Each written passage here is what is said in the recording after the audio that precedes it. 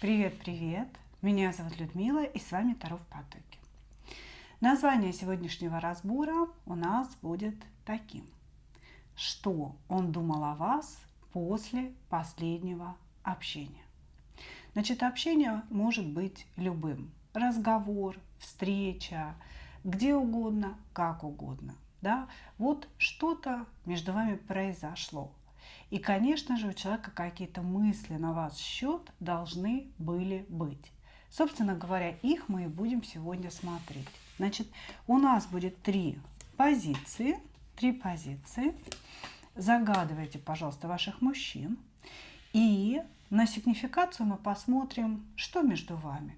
Кто вы друг другу? Это ваш новый знакомый, это старый знакомый, может быть, какой-то возвращенец, да, после молчанки.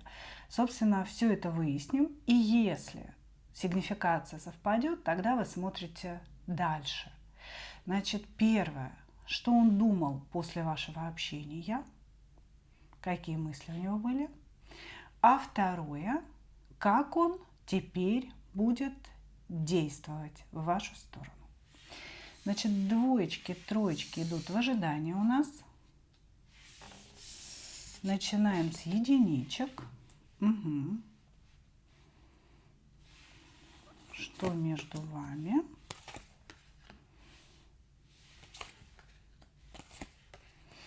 Что между вами?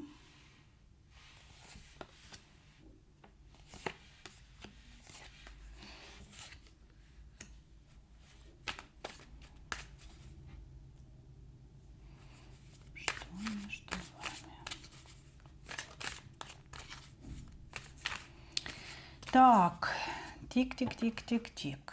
Значит, здесь мужчина, который разводится или развелся. Между вами есть некая императрица. И это, конечно же, его жена.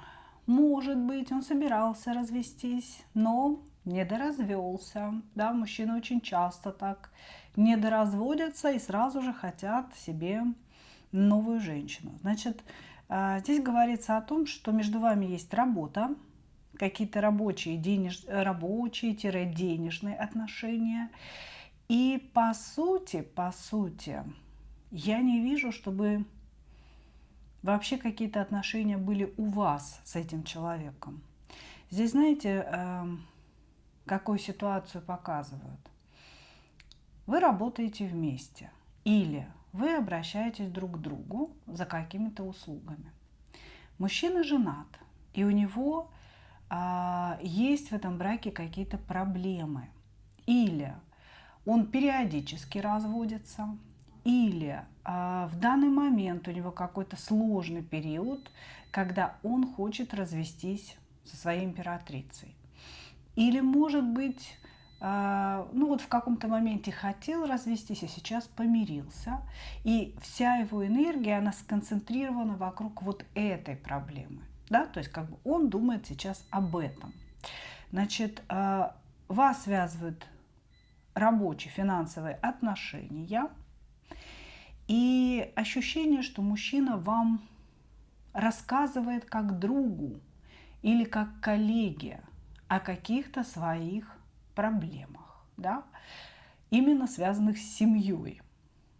Очень интересно. То есть вы некая коллега-друг, которой можно пожаловаться, которая даст какой-то совет, выслушает, что ему делать, собственно говоря, с его женой и с его семьей, как ему все вернуть. Потому что даже если мужчина недавно развелся, у него все равно колесница направлена в сторону его императрицы, и он, собственно, так вот обеспокоен проблемами, связанными с ней. Значит, ваше последнее общение, да, о котором идет речь, могло закончиться не очень хорошо. Могло закончиться какой-то ссорой или, знаете, а-ля ссорой. Сейчас я объясню, что я имею в виду. Значит, вроде как вы пообщались нормально, вроде как все по-дружески, да, там пока-пока, да-да-да, но внутри вас бушевал какой-то конфликт. вы от человека слышали что-то неприятное для себя, и вы хотели ему сказать: ну ты чё, блин, обалдел, да, ты чё, не видишь, что ты мне нравишься, ну зачем ты мне вот это про свою императрицу-то все чешешь, да, или зачем ты у меня спрашиваешь совета, как тебе помириться с женой, когда между нами что-то начало уже происходить, да, что-то начало завязываться.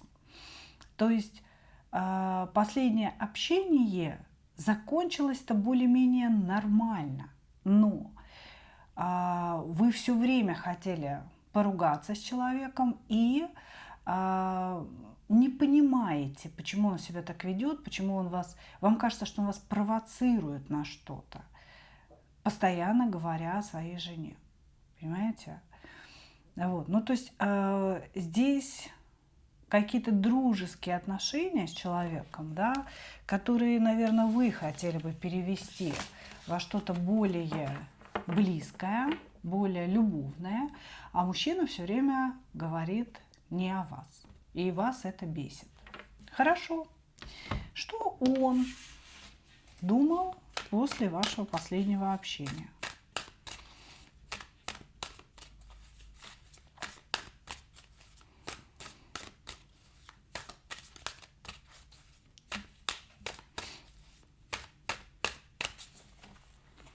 Что он думал после вашего последнего общения?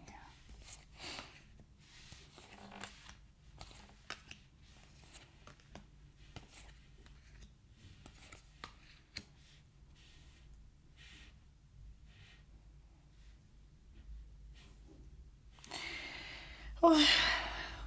Короче говоря, знаете, что он думал?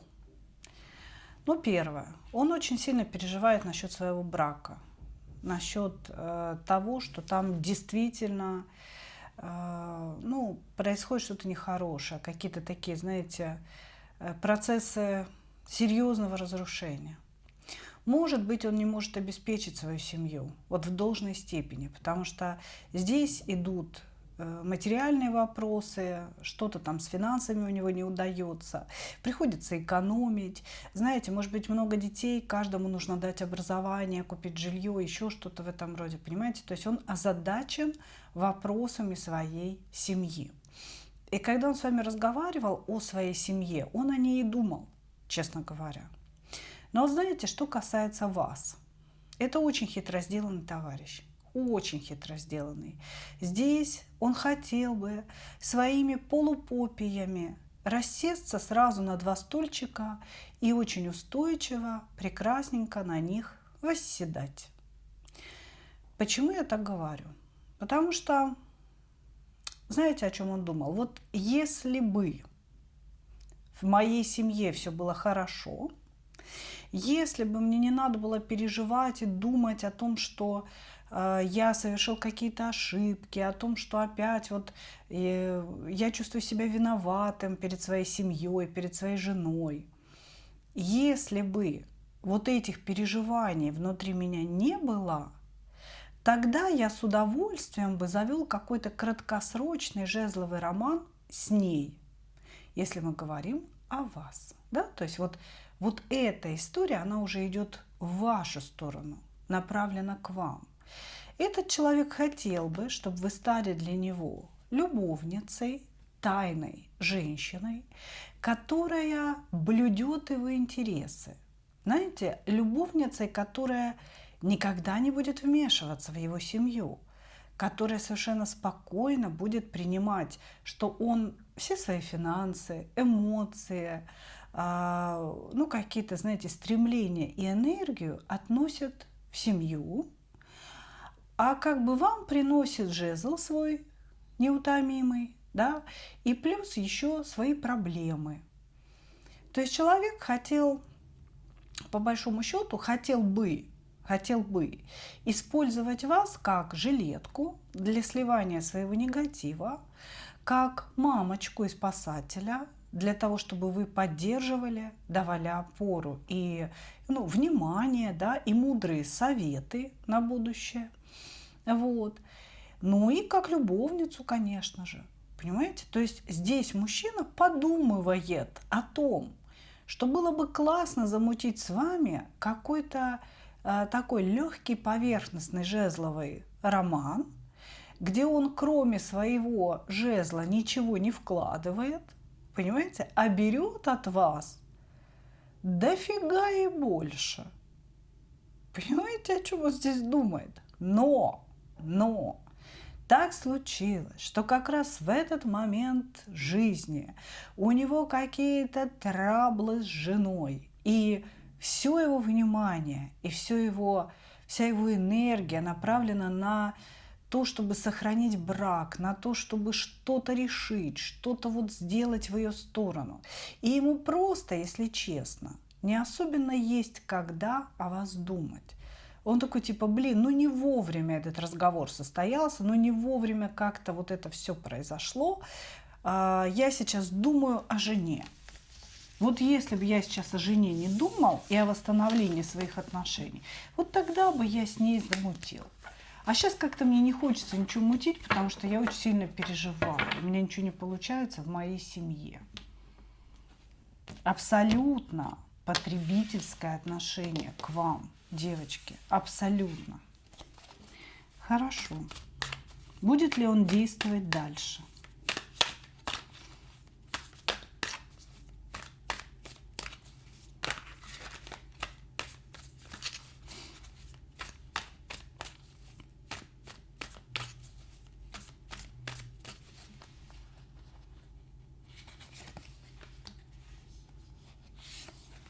Будет ли он действовать дальше?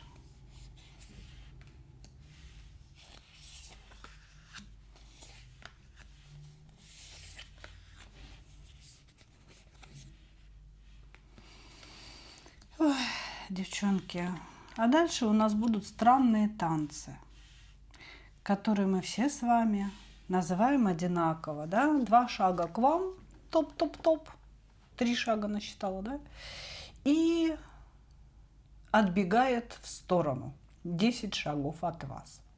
Будет ли он действовать? Да, но ни шатка, ни валка. Как-то так, я тебе подмигну, догадайся, что ты мне нравишься. Возьми на себя ответственность, значит, и начинай действовать сама. Потому что если действуешь ты, я как будто бы соглашаюсь с тобой. Окей, хорошо, я буду с тобой спать, дорогая, но если вдруг что, я не виноват. Я ничего не предлагал. Понимаете? Вот, значит, действовать он будет вот с этой позиции. Как только вы отвернуты или спокойны, он будет вас дергать и показывать свою кубковую симпатию. Ты что, не понимаешь, что ты мне нравишься? Посмотри, какими глазами. Долго-долго я смотрю тебе в глаза. Вот, значит, он будет за вами ухаживать ровно, если вы спокойны, если вы уже отвернулись, поняли, что это вообще бесперспективная история. Но как только вы разворачиваетесь, как только мечты начинают исполняться, да, то есть вы говорите, ну, то есть оказываете ему знаки внимания, все, тут же начинается побег, уход в кусты. Вы меня не так поняли, Мария Петровна. Что-то вы навыдумывали себе в своей головушке.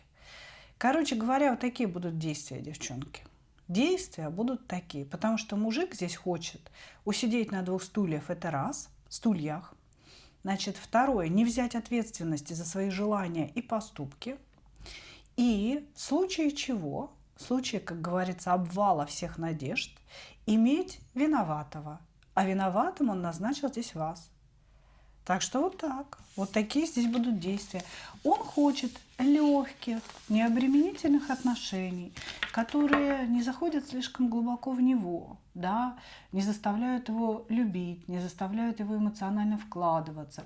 Но в то же время, да, иметь рядом с собой некую такую запасную женщину, да, вот, ну, для некой разрядки. Для подзарядки, да, разрядки от негатива, подзарядки от положительных энергий и вибраций. Ну, замечательно. Неплохо все придумано, правда? Благодарю вас. Единички, двигаемся дальше.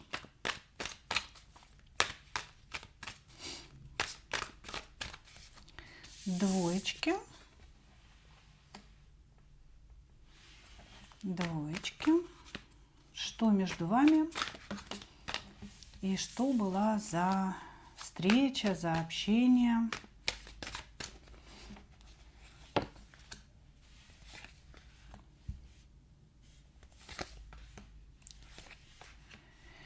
Так.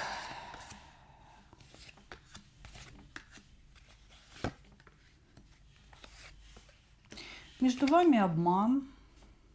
Мужчина вас обманывает в чем-то. Ну, вообще, в принципе, образ перспективного императора – это обман, как мне говорят.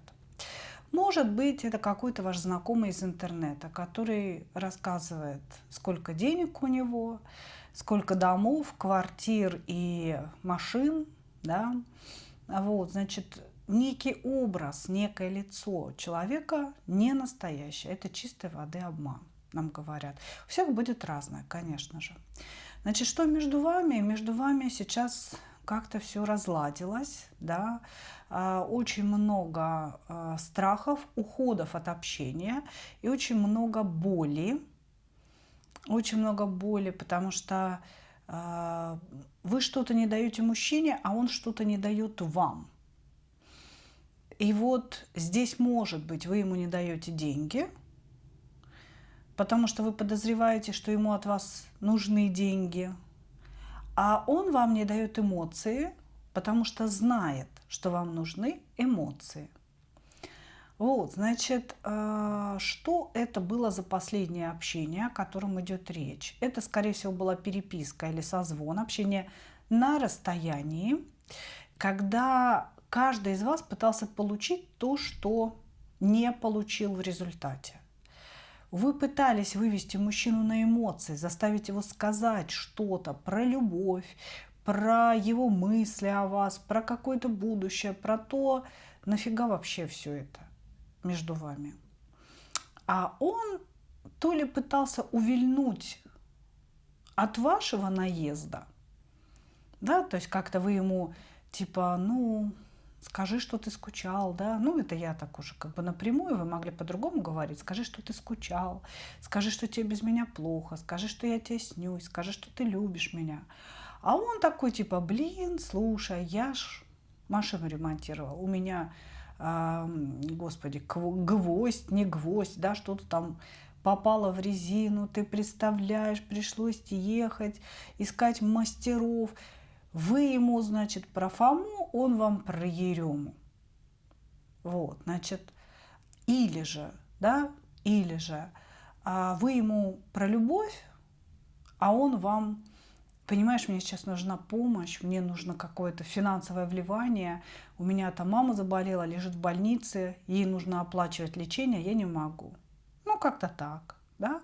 То есть здесь вот этот ваш разговор, он был очень такой, вот каждый пытался что-то вычудить для себя, да, или что-то получить, или что-то не додать. И не вышло, и не вышло. И разговор закончился тем, что все от всех отдалились, да, как бы, то есть вы отдалились друг от друга, и каждый из вас остался с чем-то невысказанным, как будто бы, знаете, какая-то важная тема, она не была произнесена. Вот один пытался вот так обойти здание, другой вот так пытался обойти здание, а вместе вы там не встретились, да? Обойдя его вокруг, каждый из вас заплутал. Хорошо. Давайте смотреть, что он думал после этого общения.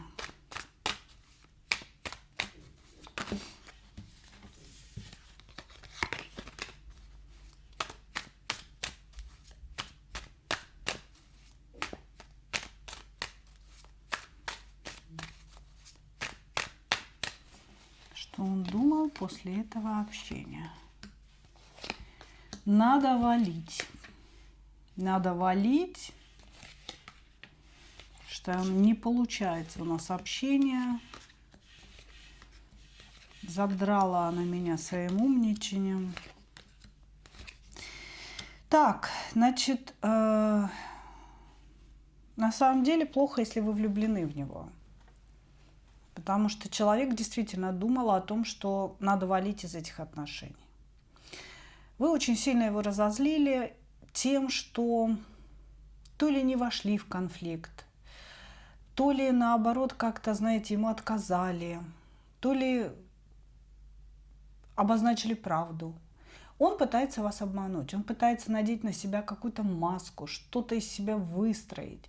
А вы как-то это все, знаете, вывели на поверхность. Может, вы ему вообще сказали: слушай, а ты не мошенник. Ты вот такие вот вещи меня просишь, да, говоришь, которые только мошенники просят. Мы же с тобой посторонние люди. Ну с чего это вдруг? Да, я тебе деньги буду посылать или помогать. То есть вы могли на какую-то поверхность вытащить правду. Значит, мужчина после вашего общения злился на вас. Он очень сильно был зол на ваше некое умничание, на какое-то ваше показное равновесие. Он, говорит, строит из себя женщину в балансе, да? Знаю я прекрасно, что никакого баланса у нее нет. Ему хотелось этот баланс разрушить, ему хотелось как-то вас ранить, понимаете? Может быть, он и ранил вас в разговоре. Он это сделал намеренно. Вот. И у него после разговора возникло ощущение, что ему не удается манипулировать вами. Общение не складывается. Значит, здесь человек очень хочет вами манипулировать. Но каждый раз натыкается на стену, что ли, с вашей стороны. На какое-то сверхпонимание, на какую-то вселенскую мудрость. И его безумно это бесит. Потому что какие-то его попытки, они вот прям как о стену горох. Понимаете? Конечно, он бесился. Он бесился, он был очень зол, и у него возникло желание обидеть вас, уколоть вас, куснуть. Вы знаете, как вот пес, да, которого побили, и он такой, ну, хоть куснул. Вот, значит, и основная его мысль – это надо валить из этих отношений, надо уходить из этого общения, потому что ничего не складывается так, как я хотел.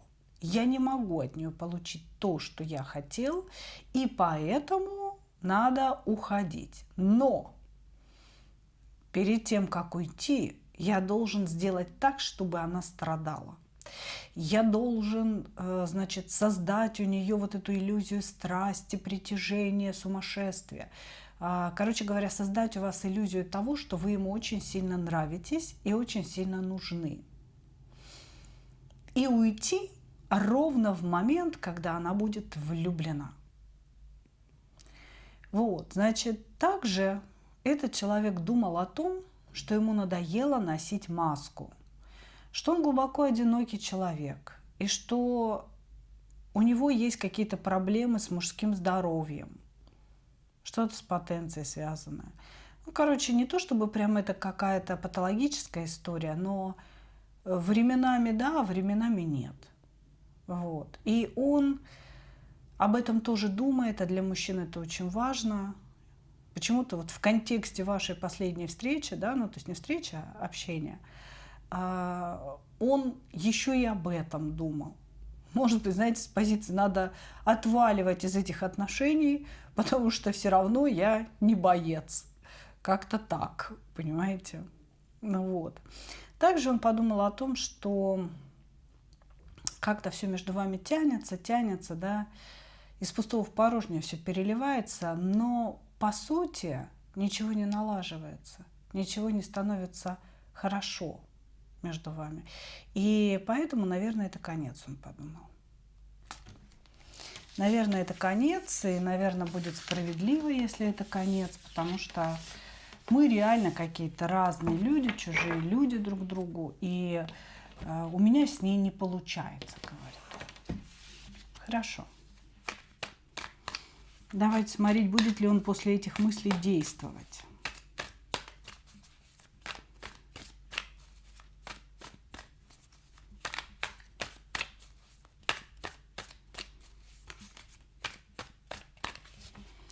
Будет ли он после этих мыслей? Опа, да, прикольно.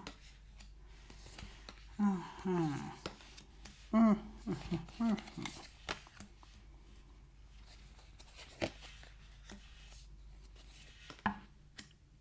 Так, чтобы он начал действовать, вам нужно не действовать вообще. Вот от слова совсем. Значит, причем вам нужно забрать у него свою энергию. Вы, думая о нем, переживая о нем и даже смотря на него таро расклады, что делаете? Вы вливаете в канал энергию. И, конечно, эта энергия его подпитывает. Понимаете, то есть у человека появляется, ну, такая самоуверенность, да, что он вам нужен, что никуда вы не денетесь и тому подобное, да. Вот, значит, здесь говорится о том, что в тот момент, когда вы полностью отвернетесь от него и начнете жить своей жизнью, начнете заниматься собой, своим внутренним каким-то миром, да, обратите внимание на себя и на исполнение своей мечты. То есть вам здесь говорят перенаправить свое внимание, да, как бы на исполнение некой мечты. Вот в этот момент, когда вы уже будете в состоянии настоящего равновесия, да, то есть вы такая вся сидите в балансе, в медитации, вдруг он прискачет на своем любовном коне. То есть на самом деле этот мужчина не выдержит вашей тишины, но тишина здесь должна быть полная. Не то, что вы ему не пишете, не то, что вы ему там, что-то там не посылаете, вообще никак не проявляетесь, да, а вы полностью обрываете ментальное общение. Вы блокируете его. Да, умер так умер, все, до свидания. Вот тогда он появится, что удивительно, действовать будет. Действовать будет опять, обольщая вас, очаровывая вас. Нужно ли вам это вообще? Вот я задам дополнительный вопрос. Ну, вам, понимаете, в чем дело? Вам не хватает эмоций, жизнь вам кажется скучной, какой-то однообразной. Я не скажу, что вы с этим мужчиной что-то серьезное планировали. Он вам нужен для такого, знаете, для драйва, для собственной сексуальности, для молодости, для того, чтобы гормоны у вас внутри там шпарили, понимаете? Поэтому он будет действовать, чем вы более отвернуты от него, тем он более повернут к вам. Может быть, вам это польстит.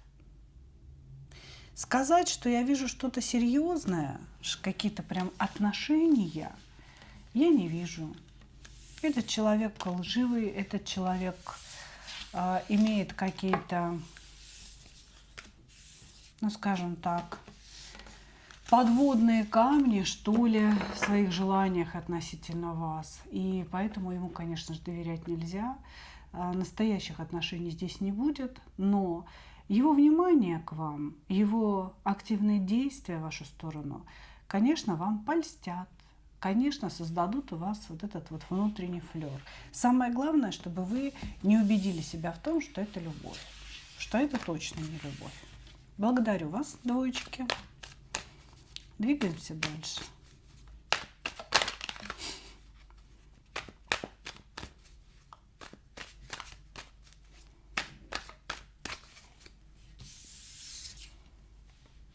Троечки. Троечки.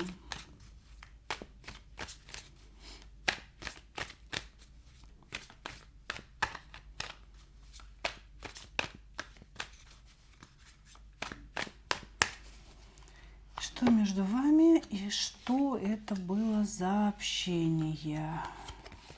Мне говорят, между вами какие-то иллюзии, что-то такое тоже нереальное, не настоящее, какая-то выдумка. А ваше последнее общение эту выдумку как бы вывело из спячки. Значит, тоже, скорее всего, общение на расстоянии или, вы знаете, если вы вместе работаете, если вы общаетесь в одной компании, здесь очень много выдумок с вашей стороны. То есть вы себе человека нарисовали, вы его додумали, придумали, дорисовали вообще какие-то иллюзии в собственной голове. Это император, да, то есть мужчина, который может находиться в браке, может быть, он при какой-то должности, ваш начальник распоряжается деньгами, или здесь просто не особо ваш начальник, да, просто он крепко стоит на ногах. Человек, который распоряжается деньгами, человек, который имеет какую-то значимость, какую-то силу, этим он для вас и привлекателен. Вот. И какие-то его ухаживания, да, какие-то его реверансы в вашу сторону были восприняты вами как любовь, как некое предложение отношений. Вот. Значит, и какое-то общение последнее, вот о котором идет речь, да, оно показало вам, что вы находитесь в иллюзиях. Мужчина развеял эти иллюзии. Он мог вам сказать, что не обманывай себя, да, как бы ты не нравишься мне, ты мне не нужна. Или мужчина мог обозначить свои намерения по-другому. Он мог сказать: слушай, ты же знаешь, что я женат, да, я ищу себе любовницу, ты мне нравишься, и я могу тебе предложить только секс. То есть здесь были развенчаны иллюзии о любви. Понимаете? Вот. Иллюзии, которые вы себе сами в голове нарисовали. После этого общения вам было сложно, тяжело это принять. Это была очень болезненная история. Вам даже захотелось отомстить этому человеку. То есть вам было неприятно, больно и унизительно, и вам захотелось ему отомстить.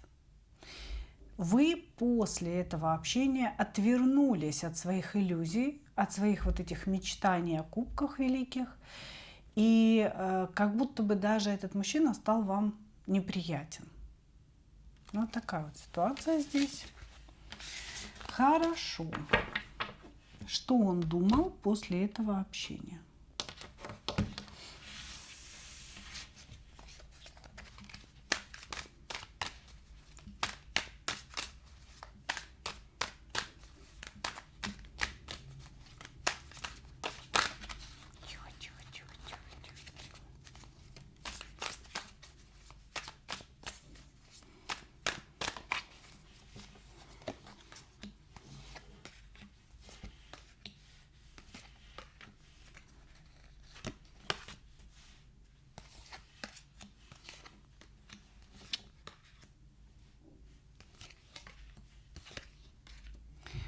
Он думал о том, что вы его хотите. Он думал о том, что вы его хотите. И что он ничего не может вам дать. Тут понимаете, какая интересная история. Вы человеку тоже нравитесь. Действительно, ваши иллюзии – это не совсем иллюзии, потому что он относительно вас кубковый король. Но его эмоции гораздо больше, чем то, что он вам показывает или хотел бы вам дать.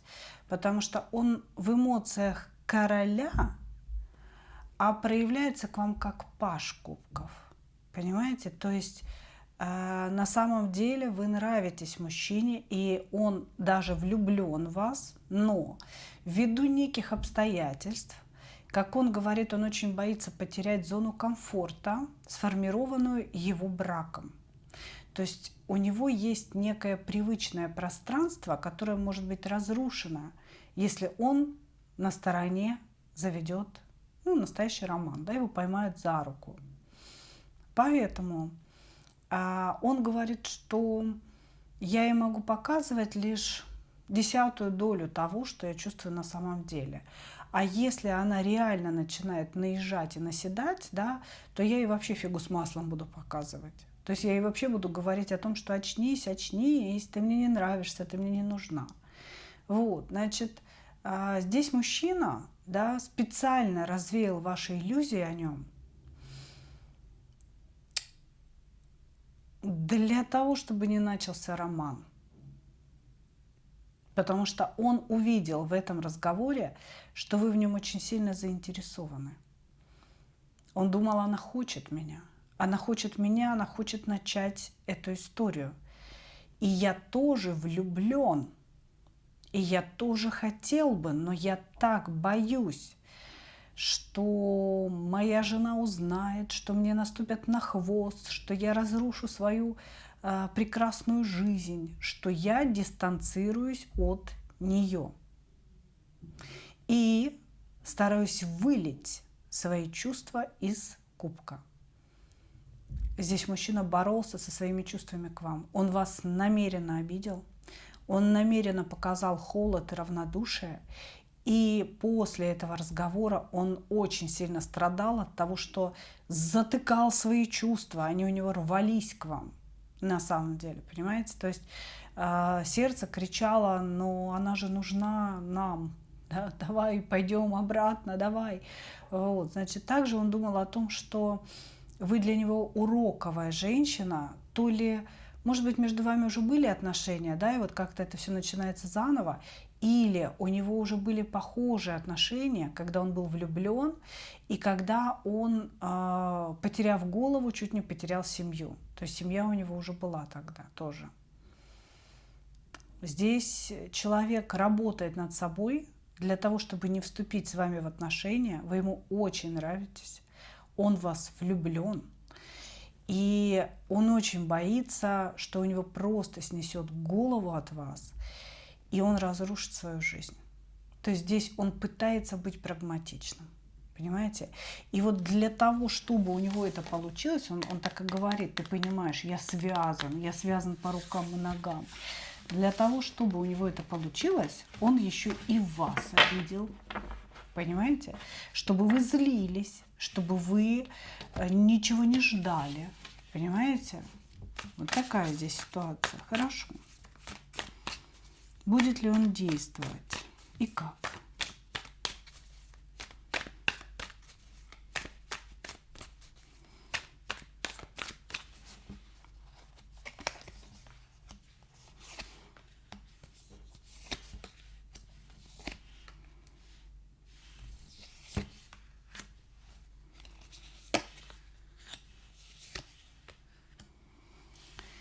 Будет ли он действовать и как? Действовать он будет. Причем очень активно.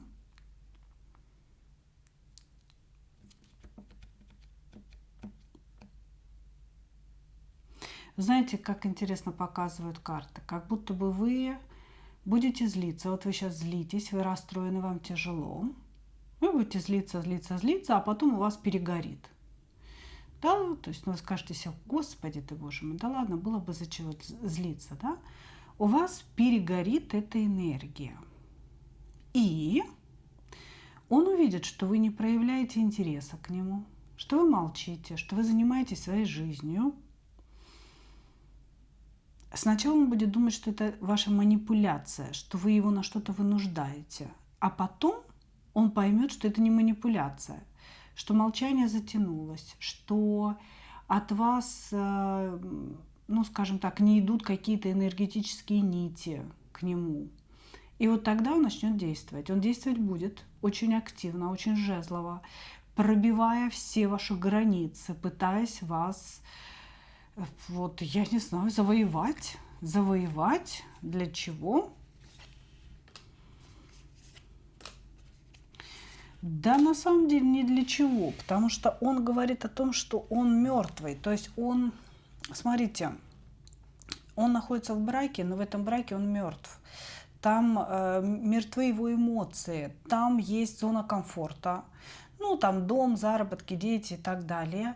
И это он боится потерять больше всего. Но его сердце не принадлежит его императрице, а сейчас, в данный момент, оно принадлежит вам. И поэтому он говорит: я пытаюсь выбраться из состояния мертвого сердца, из пустоты. Мне, говорит, очень плохо в этой пустоте. И когда вы его лишите от какой-то там надежды, да, он же сейчас уверен после вашего общения, что вы его хотите, что вы проявляете интерес. А когда вы отойдете в сторону и скажете: ну, слушай, давай, разбирайся сам с собой, да, как-то, а человек, побыв в этой пустоте, очень сильно испугается. И после этого он начнет действовать. А еще, когда вы отходите, у него уходит удача. И он это тоже заметит, если еще не заметил. И он попытается вернуть эту удачу, эту энергию, какой-то смысл. Вот понимаете, ваше присутствие – это какой-то смысл жизни. И вот он попытается это вернуть. Ну вот после того, как вы ослабите хватку. Уберете свой интерес, да, как бы он вас намеренно обидел, перезлитесь, перегорите, перекрутите это внутри себя. Ну и, собственно говоря, после этого вы как бы его зажжете, да, зажжете огонь интереса в глазах и в сердце, и только тогда он будет действовать. Ну вот как-то так, мои дорогие. Так вот у нас вышел сегодня разбор. Благодарю вас за ваше внимание, и как обычно, хочу пожелать вам только одного – встретить свою настоящую любовь и не потерять в ней себя. Ну а мы увидимся с вами уже завтра на моем новом канале Людмила Шпакова в потоке. Подписаться на него можно, перейдя по ссылочке под этим видео. Обязательно подписывайтесь. И на этом канале вы тоже сможете посмотреть какой-то интересный разбор, да, уже завтра. Пока-пока.